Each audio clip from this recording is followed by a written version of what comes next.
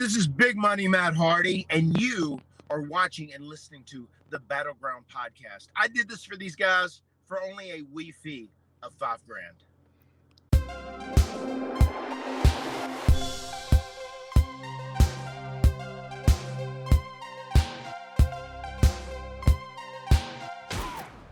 Welcome back to another episode of the Battleground Podcast. I am your host, Battle. Let's bring in my tag team partner, Eli.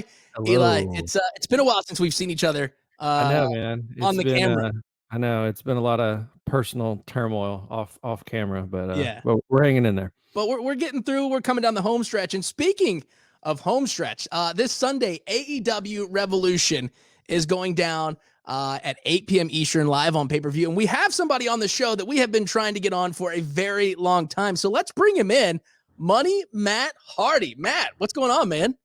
Not a lot, man. Just making the trek back home to see my children. And it's Big Money Matt. That's right. Big Money Matt Hardy. That's correct.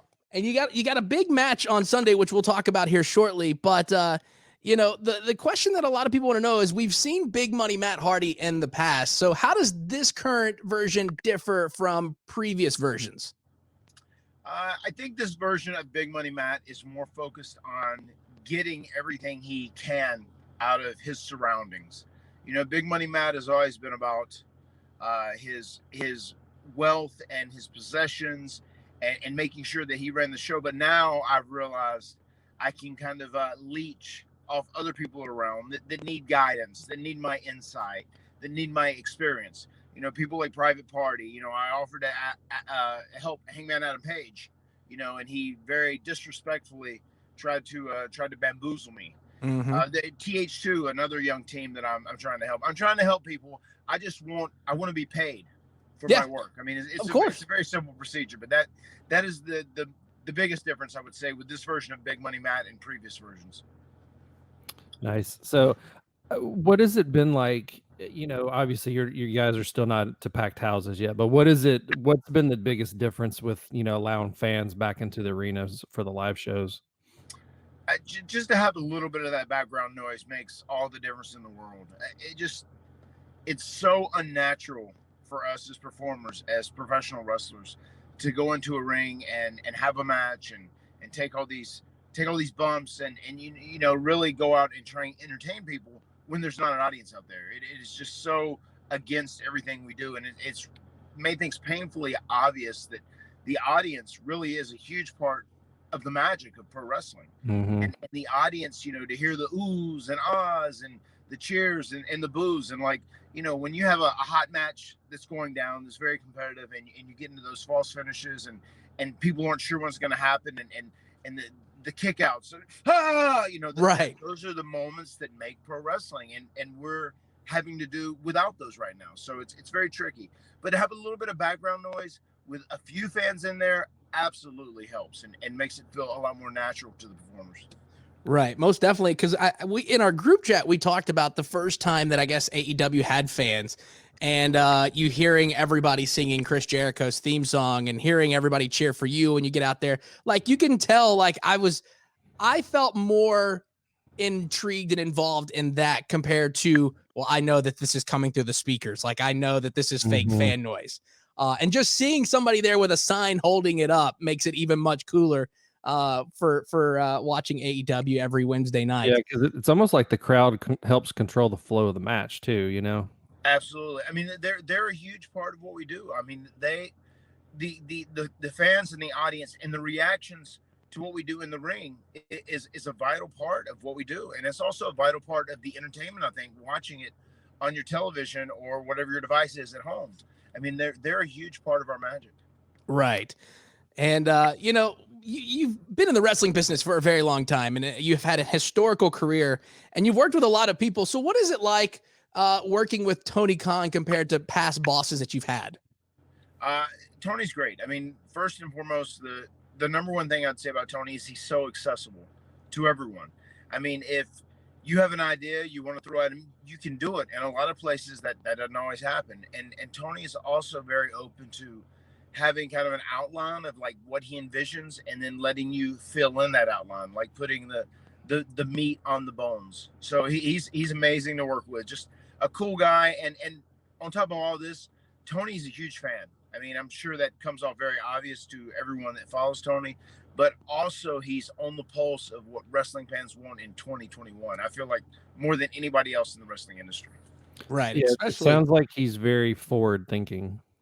Very much so. He's a very forward thinking younger guy who grew up as a fan, and as time has gone on, I mean, he is such, his knowledge of the business, his knowledge of the history of pro wrestling is insane. It's so amazing to sit back and talk to him. He was reminding me about matches I had in the 90s that I'd forgotten about, you know. Right. So he really is an encyclopedia of knowledge when it comes to pro wrestling.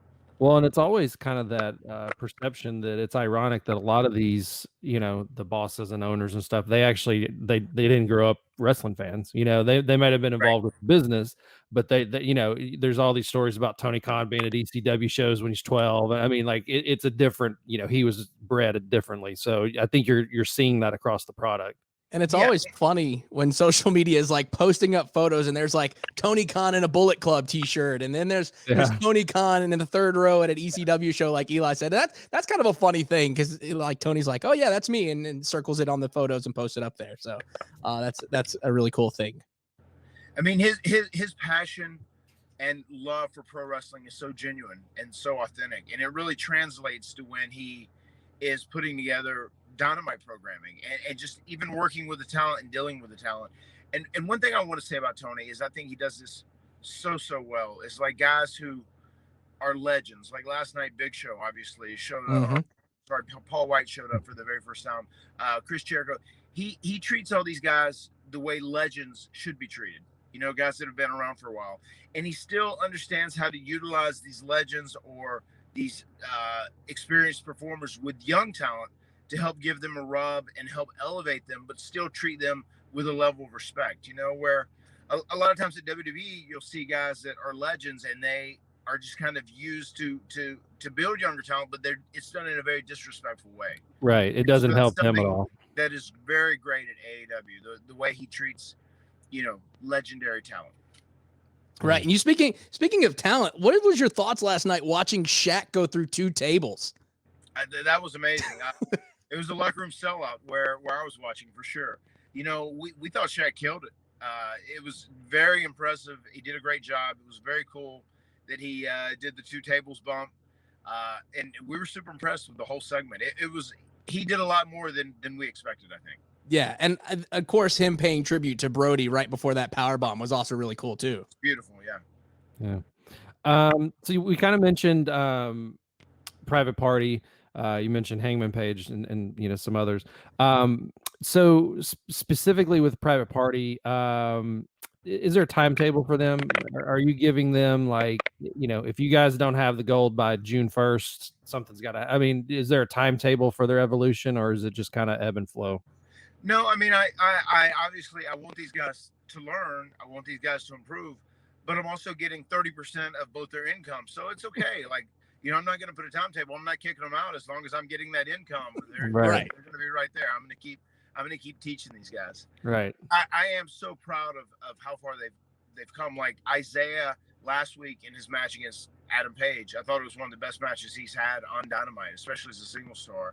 And then Mark Quinn last night, he killed it as well. Like these guys, I feel like they're improving in their physicality, their aggressiveness, and I think even being bad guys now, they're kind of cast as bad guys. I think it is helping to make them more aggressive, which is something they needed because they're both so athletic and also acrobatic. Sometimes their wrestling looked more dancey than like a fight, you know. So I want to bring more of a fight out in them, and it's been working, and they're coming right along. I'm very proud of the great strides they've made. Yeah, and we've been big fans of Private Party. We saw when AEW did their show in Nashville, I think that they were on the dark match at the end of the night. And it was just like phenomenal athletes. And I was telling Eli, I was like, they're going to have gold around their waist. It's going to be within the next couple of years, but they are going to be the next big tag team for AEW. Yeah, they're going to be a big deal. They've always had the potential. They really did. They needed someone to center them and focus them and like say, these are the things you really need to work on. Let's focus on this. Let's get aggressive. Let's have an edge. I want wrestling fans to look at you and not only think you can do all this cool stuff, but you can beat someone's ass. Yeah. And then once you get them to that point and they feel confident working in that style, then the sky's the limit for those guys. Yeah. And, kind of speaking about Private Party, and a really cool moment for wrestling fans that Tony has done is he's pretty much kicked open the forbidden door. Was it weird returning to Impact because you had such a historical career there? Was it weird returning back to Impact with Private Party by your side? And are you surprised that there's a working relationship between Impact and AEW? No, I'm not surprised because, like we said, Tony Khan is very forward thinking. He's very open minded, and he is legitimately wanting to do whatever's best for business. And I feel like this forbidden door in 2021, there's so much information out there, and information travels so quickly. And knowing that there's a talent arrangement between a different couple promotions really allows the element of unpredictability. I mean, anyone from AEW could show up on Impact Wrestling at any time. Anyone from Impact Wrestling or New Japan could show up on AEW at any time. And for the wrestling product, and especially the wrestling fans, to have that unpredictability when wrestling hasn't felt unpredictable in such a long time is such a huge benefit, and it's such a great thing. Going back to Impact was great. It was great to go back there and actually leave on a very good note if it's the last thing I do at Impact or whatever, because we had a rough falling out at the end, and I had a great time at Impact, and I appreciate Impact. I enjoy Impact, and to go back with Private Party was very cool. It was very exciting. It wasn't strange. It wasn't weird, but I am glad that we get to go back and have a good appearance. It's my last appearance on Impact. Yeah. Well, speaking of, your career, you've had, we don't have enough time to go through some of the highlights you've had. This will be a two-parter with that one. Yeah. Do you have, like that one defining, like your proudest in-ring moment? Like if someone asks you what you do for a living, you say pro wrestling, and then you say you did, like, is there that one moment you have that stands out as like your proudest, in-ring moment? I it's really hard for me to say there's like one moment because there's been so many different special ones. I mean, one of the first things I would point out to people is just that myself and my brother, as kids, it was just our dream to be the, world tag team champions one time. And obviously we did that many times over in many different promotions. So probably one of the first things I would point out was the first ever tag team ladder match versus Edge and Christian, because that's the match that really put us on the map. And then we had all the, the TLC matches and the table matches that came along with it. And that stuff is probably what we'll be remembered for more than anything else. We also made tag team wrestling like a legit main event draw during that time period, which was very cool because it was something that Vince McMahon wasn't trying to accomplish. It just kind of happened because we worked hard and we did all this cool, new, innovative stuff. And then later on, just my single stuff. I am very proud of a lot of stuff I did with Edge, proud of the stuff I did with MVP. I love the match that I had with my brother Jeff at WrestleMania 25. And even showing up at AEW and being able to be so super creative with things is something I'm very proud of and something I would tell people to look back at. And then obviously doing the Broken Matt Hardy stuff, the Broken Universe, and kind of making cinematic matches cool in this day and age. I'm very proud of that fact too. And I think we've had the conversation on the show many a times. The Broken Matt Hardy, the whole storyline and the Vanguard and everything was just phenomenal, because it was like one of those ones that if you missed 1 week of it, you're screwed, because you got to figure out how to catch back up, because it always changed, which was great. Yeah, and that was my goal with that too. I wanted to be like very deep, thorough storytelling, where you had to pay attention to details, like you're watching Game of Thrones or Breaking Bad. That was part of my mindset during that period. Yeah, it's kind of going back to the Forbidden Door, that kind of reminds me of the Attitude Era, in the sense that it's so unpredictable. And when Matt Hardy became broken, and then we had the universe unveiling, and it's actually going across promotions at this point. That's one of the few stories over the last 20 years that really kind of had that Attitude Era unpredictability. And it seems like you're kind of in the perfect place, because Tony Khan's doing a lot of unpredictable stuff too. So yeah, I mean, Tony is great at that. I mean, he really is. He is on the pulse of like current wrestling fans, and they're very smart, they're very intelligent. And something that I've really loved in this recent story program I've been doing with Hangman Adam Page, before our match with, at AEW Revolution. It's one of those things too, where you really do have to watch every week and pay attention to the little details to follow the story. As I was like trying to, buddy up to him to get him to sign with me so I could get a wee fee of his money, but, take him to where he needed to be and give him his confidence and make him the top guy to AEW. He ends up bamboozling me and switches out the contracts, and then when we show up on TV the next week, you kind of figure out that I do know that he did this because I go back and watch TV. Like, we're actually smart wrestlers. It was on TV and all across social media. So I did know about this. And I formed a plan before that so we could get to him. But that's what I'm trying to do, deep storytelling. We have to pay attention to all the details. And also the fans can read in between the lines and kind of figure out what's going on in the wrestlers' minds. Yeah, and of course, you got to make sure you're watching this Sunday, AEW Revolution, 8 p.m. Eastern, live on pay-per-view. And I got to say, the one thing that I really love that you did with AEW is when you were in the Stadium Stampede match, and we got all the versions of Matt Hardy in the pool. And I was like, this is the best part of the match right here. Mm-hmm. That, and, of course, Adam with the horse. But the thing that I took away was seeing all the versions of Matt in the pool. Yeah, I love that so much. That was such a fun time, such a great event. We were talking about that last night. Like, we're all very, very proud of Stadium Stampede. It was an amazing match, and to be able to do that, and once again, that shows the openness of Tony Khan's mind.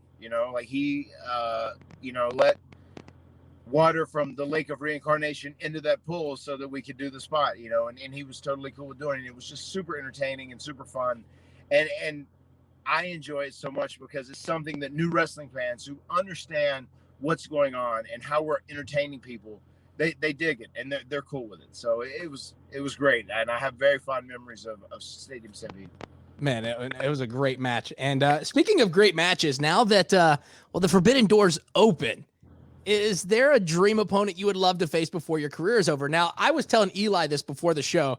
How great would it be if we had Big Money Matt with his money versus Okada and his money? It's funny. We were just talking about that. That would be cool. That would be a great, very fun match to get between AEW and New Japan for sure. I would love that to wrestle against Okada.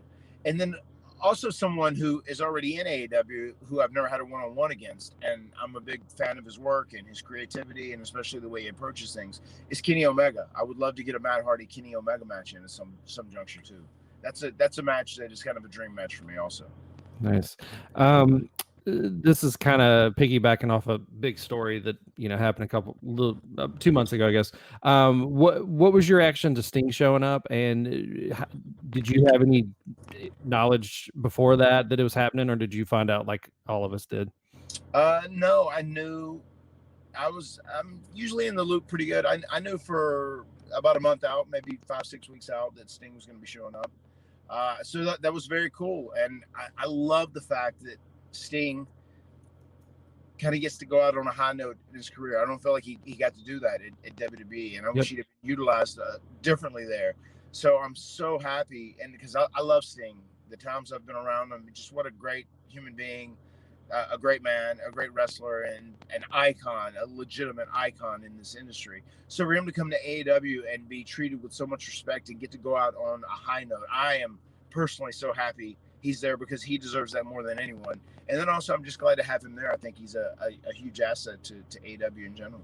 Oh, for sure. And like you said, I mean, Tony, giving the legends their deserved diligence on AEW. And it's like, you look at last night and Tully is sitting there wrestling in the ring. Mm-hmm. And it's like, this is amazing. And, all white showing up. The spots they gave Tully, they didn't exploit him or anything. He looked solid, so. It was great. The Tully stuff was really great last night. Last night, from top to bottom, I think highlights a lot of what AEW does great. Besides the young talent, which they're constantly building, which they have built a lot of young superstars over the course of the last couple of years that are in their 20s that are going to be superstars for years to come there. But then you have someone like Shaq, and you got the most out of that. And he was happy to work hard because he loved the environment. It was so great what he did. The thing with Tully, he was used very smart. The stuff with Sting, he's been used very smart. and even the way it works to go to the main event, which was carried by myself and Adam Page in theory, because we have the story, but you have Mark Wynn in it, a very, very, very young guy who is getting a main event, and also John Silver. So, and the whole Dark Order thing has been such a great, fun story thus far, especially considering the Brody tragedy, with everything that happened there. Now that the Dark Order is so beloved, it's insane how beloved they are right now, but it's become a real feel-good story. Right.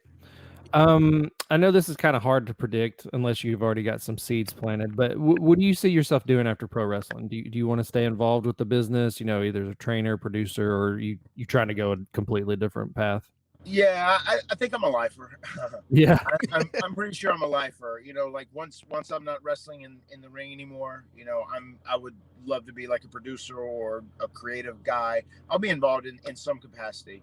My kids are pretty big fans. I'm pretty excited to raise the second generation of Hardy Boys. They're gonna be better than myself and Jeff, I'm sure. They'll be smarter too. That's awesome. What if they come to you and say, "Hey, Dad, we want to do a TLC match. Can you give us some pointers?" Yeah, I will help them think a little smarter, younger. Yeah, one of the funniest things, my oldest, Maxwell, which is King Maxwell, who did a lot of stuff with us at TNA and Impact and has been around, and he's like getting the age. He's going to be 6 in June, so he's starting to understand wrestling, and he watches it. And he was watching it. He said, "Hey, Dad," he said, like, "I see this guy, this -1 guy. Like, how old is he?" And I said, "Well, he just turned 9. He's a little older." He said, "I know, I'm only 5 and he's 9." He said, "But I got a lot of experience. I'm pretty sure I can take him, Dad." Said, that was going to be my next thing. Can we get that as a match once they get? Because we know the younger Hardy Boys and -1. That would be an amazing match. Wow, for sure. That's insane. Last night I would have given anything. Like, if you guys were watching Dynamite last night, you see me like running from the carnage. There's all this insanity going on. It's an insane brawl in the ring. Oh yeah. And as I'm heading out to the aisle, -1 is standing there, and he starts, "We're gonna get you, Hardy," and I go, "I hate you, I hate you." I would have loved nothing more than to have Big Money Maxwell, my 5-year-old, in a suit, nail him from behind, jump him, put the boots on. Let's put that out in the universe, because I was sitting there watching that and I was like, long-term storytelling right there is King Maxwell and -1 right there. That's the long-term storytelling. That's incredible. But Sunday night, of course, AEW Revolution, 8 p.m. Eastern. You can watch it on pay-per-view, and if you're outside of the country, you can get it on Fight. But you got a match with Hangman Adam Page. So what can we expect in your match, as well as Private Party in the Casino Tag Team Royal this weekend? Well, my match is going to be very physical. Last night I tried to spring a trap for him, and I wanted to set him up and beat him down. But once again, that damned Dark Order, they won't stand on my business. They keep making the save for Hangman Adam Page. We're going to beat each other up. It's going to be a very vicious physical battle, I'm sure, because the stakes are so high in it. If he beats me, he gets my first quarter earnings, 100% of them for 2021. And then I got him to put that same stipulation on the ring, especially because he tricked me illegally into signing that contract. He's a terrible human being, a very dishonest cowboy. But the stakes are big. So it's a very important match to win. And I feel like this is going to be the point where I can go out here, I defeat Adam Page, and he's going to finally hit rock bottom. And then where he goes from there, I don't care, because I'm going to have all the money he earned in 2021. He's undefeated, so he's got a lot of win paydays in his bank account. So that's what I want. Man, it's going to be a fun match to watch. Of course, there's a lot of other great matches on the card. You've got the exploding death match. Like, when you found out about that, is that something you're kind of like, It's intriguing. I mean, and I'm sure to you guys and wrestling fans in general, how is a barbed wire exploding cage match going to work? In 2021 in America, on pay-per-view. It's wild. I'm very intrigued by it. Yeah. Where can people keep up with you online? Where's the best place? Do you have one account you favor over others, or? I am on social media. I am Matt Hardy Brand across the board. On YouTube, Matt Hardy Brand. I post a lot of stuff there, content. Twitter, Matt Hardy Brand. Instagram, Matt Hardy Brand. Facebook, Matt Hardy Brand. You can catch me everywhere, Matt Hardy Brand. There it is. Of course, AEW Revolution this Sunday, going down 8 o'clock Eastern on pay-per-view. Matt, it has been an honor to have you on our show today. Looking forward to getting that hand raised on Sunday and you make some money. That's it, man. Big Money Matt is all about making big money, and I certainly don't want to lose match. I don't want to lose this match because I don't want to lose it. 2021 quarter one is one of my biggest quarters ever, so I'm not going to let Adam Page put this kind of dent in my bank account. That's No way. No way. Not at all. Well, Matt, once again, it is an honor to have you on the show. Thank you so much for being a part Thanks, of it today. guys. I Thanks, enjoy Matt. it.